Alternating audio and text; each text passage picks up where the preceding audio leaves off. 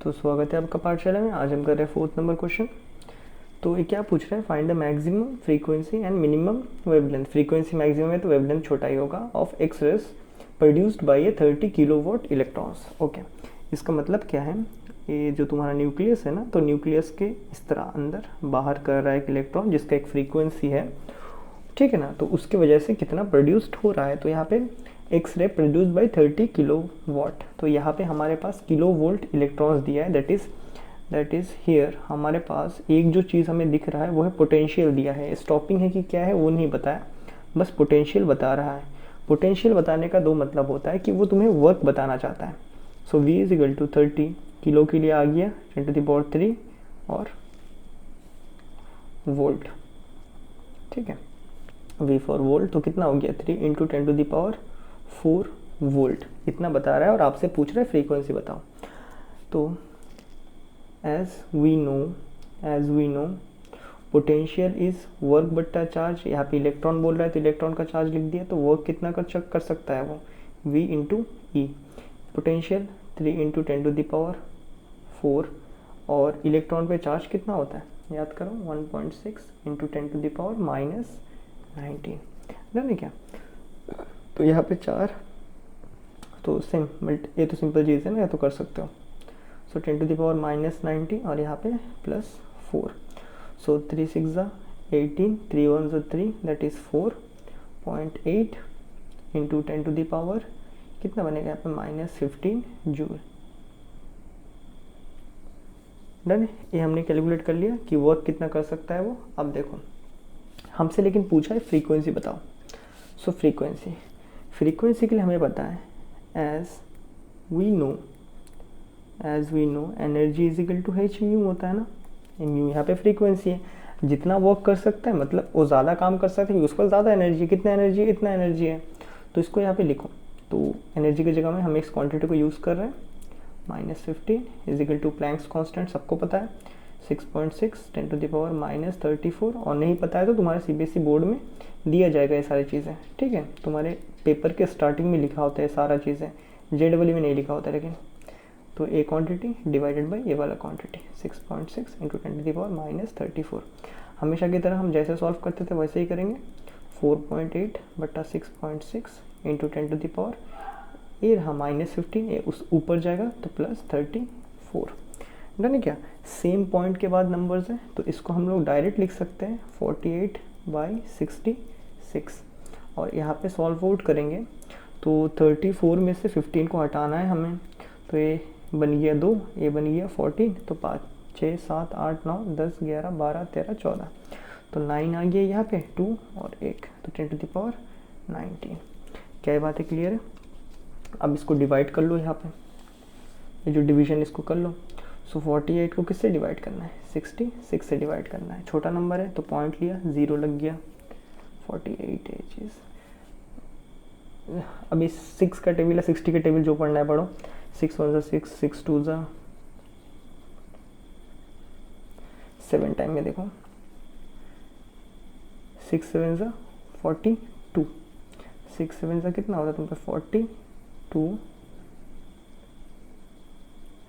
6 7 42, that is 44 है यहाँ पे कैरी है। 6 7 42 42 43 44 45 46, तो 46 आ रहा है, तो 462 आ रहा है, दैट इज़ 7 के टाइम पे हो गया ये चीज़।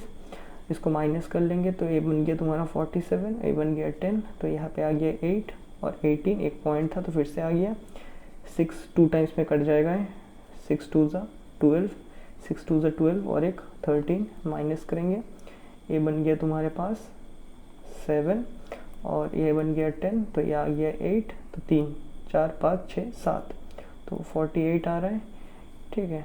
तो यहाँ पे 2 लिया था ना, तो 48 आ रहा है, पॉइंट था तो एक और 0 ले लिया हमने, तो कुछ फिर से वही आएगा 462, तो 7, तो हमारे पास कुछ निकल के आ रहा है लगभग 0.727 इंटू 10⁻19। क्या बात है क्लियर है। अब देखो मैं चाहता हूँ कि पॉइंट को इस तरफ ले लो, इस पॉइंट को लेने का इस तरफ तरीका क्या है। अब देखो ये जो मैंने एक्सप्रेशन लिखा है ना डिवाइडेड बाई 10, इसको सॉल्व करोगे तो कितना आएगा तुम्हारे पास बताओ ज़रा। इस चीज़ को अगर हम सॉल्व करते हैं तो एग्जैक्टली यही वैल्यू आ जाएगा ना, डन है क्या। तो ये होता है अरेंजमेंट, ठीक है। कुछ कुछ बच्चे डायरेक्टली कर देते हैं इसको, कोई दिक्कत नहीं, कर सकते तो कर दो। तो 10 टू द पावर 1 है, ऊपर जाएगा 19 में से 1 सब्ट्रैक्ट आएगा, तो 7.27 into 10 to the power 18 hertz. ये है तुम्हारे पास फ्रीक्वेंसी, वो भी क्या, मैक्सिमम फ्रीक्वेंसी। यहाँ तक बातें क्लियर है क्या, डन है, ओके। अब आ जाओ, अब इसका सेकेंड पार्ट में देखते हैं। सेकेंड पार्ट में क्या पूछा है, द मिनिमम वेवलेंथ। अभी मिनिमम वेवलेंथ निकालना है हमें, सो बी पार्ट करते हैं। तो ए पार्ट था, बी पार्ट। अभी वेवलेंथ, तो वेवलेंथ अभी देखो ये चीज़ तुम्हारा क्या है, एक्स रेज है, as X rays are electromagnetic wave, ये पहले ही पढ़ा है। देयरफॉर इनकी स्पीड कितना होगा, 3 into 10 to the power 8 metre पर सेकेंड। अब हमें बताएं, वी नो दैट कि अपना जो स्पीड होता है, speed is equal to distance by time.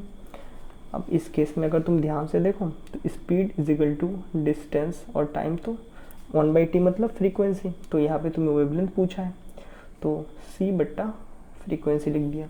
So lambda जो सबसे मिनिमम आने वाला है इस केस में, क्योंकि देखो ना, अगर फ्रीक्वेंसी बढ़ेगा तो लैम्डा कमेगा, फ्रीक्वेंसी सबसे ज़्यादा है तो लैम्डा, अभी इस केस में फ्रीक्वेंसी सबसे ज़्यादा मैक्सिमम है तो लैम्डा सबसे ज़्यादा मिनिमम होगा। सी कितना है, 3 इंटू 10 टू द पावर 8 है, डिवाइडेड बाई फ्रीक्वेंसी हमने कितना निकाला, 7.27 into 10 to the power 18। So lambda minimum आ जाएगा हमारे पास 3 इंटू 10 टू द पावर 8, ऊपर चढ़ा -18, डन है क्या, डिवाइडेड बाई, अभी देखो 7.27 को मैं राउंड ऑफ कर रहा हूँ तो इसको लगभग मैं 7.3 के बराबर ले सकता हूँ।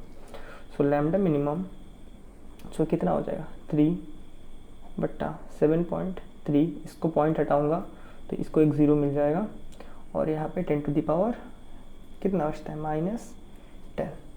क्या बात है, हमें समझ आता है, यहाँ तक हमने कर लिया। अब हमें डिवाइड करना है, किससे, 73 से 30 को डिवाइड करना है। तो सेम एक पॉइंट दे दिया, 0 मिल गया, 3 7 21 है 4 टाइम्स, सो 3 4 12, 3 4 2, 73 इंटू 4 12, 28 29। सो समथिंग कुछ ऐसा आ रहा है हमारे पास, सब्ट्रैक्शन करेंगे। सो ए तो भाई 29, ए बन गया 10, तो कुल मिला के 8 का आ गया। एक पॉइंट था तो एक 0 मिल गया, एक 0 में एक ही बार जाएगा है, तो 73, ये आ जाएगा 7, ठीक है। पॉइंट था तो आ गया 0, फिर भी ये चीज़ छोटा हो गया तो यहाँ पे एक और 0 लेना पड़ेगा, तो ये 700 बन गया।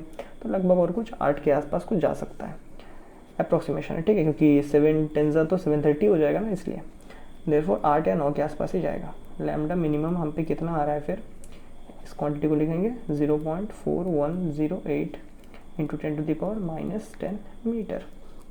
अब देखो मैं इसको नैनोमीटर में लिखना चाहता हूँ। So lambda minimum is equal to 0.4108 into 10 to the power -9, ये तो नैनोमीटर के लिए कर दिया, लेकिन हमें ए चाहिए तो इसके साथ -1। अभी दिख रहा है ना, कॉम्बिनेशन मिलके इतना ही बना रहा है ना, इसको मैंने क्यों यूज़ किया, नैनोमीटर लिखने के लिए। तो अब मैं क्या कर रहा हूँ, अब मैं इसको नैनोमीटर लिख देता हूँ, ये पूरा चीज़ को मैंने लिख दिया नैनोमीटर। अब ये 10 टू द पावर -1, इसका मतलब क्या है, 0.4108 डिवाइडेड बाई 10, इसी यही इसका मतलब होता है। इससे इसको एक और बार डिवाइड कर दोगे तो तुम सबको पता है अच्छे से, ये कितना हो जाएगा 0.041, इसको मैंने छोड़ दिया, चलो 0.041 नैनोमीटर, ये है सबसे मिनिमम वेव लेंथ। क्या ये बातें क्लियर है, डन है। तो ये था हमारा 4th नंबर क्वेश्चन। तो मैं मिलता हूँ आपसे नेक्स्ट क्वेश्चन में, तब तक के लिए गुड बाय।